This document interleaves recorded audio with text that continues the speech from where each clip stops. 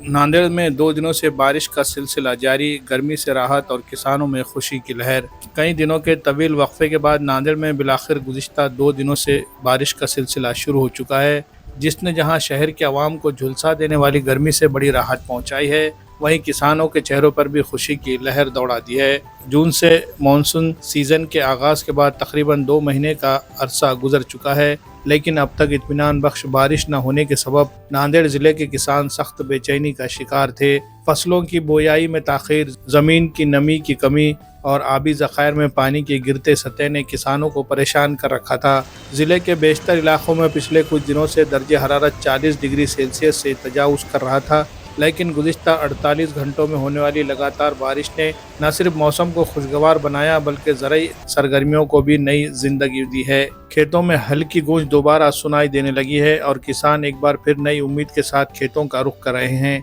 महकमे मौसमियात के मुताबिक आइंदा चंद दिनों में मज़ीद बारिश के इम्कानात है, जिससे ज़िले में आबी सतह में बेहतरी की उम्मीद की जा रही है। सरकारी अफसरान ने भी बारिश के बाद किसानों को बोयाई के अमल में तेज़ी लाने और ज़राई वसाइल का मौसर इस्तेमाल करने की अपील की है। Bureau report MCN Urdu news.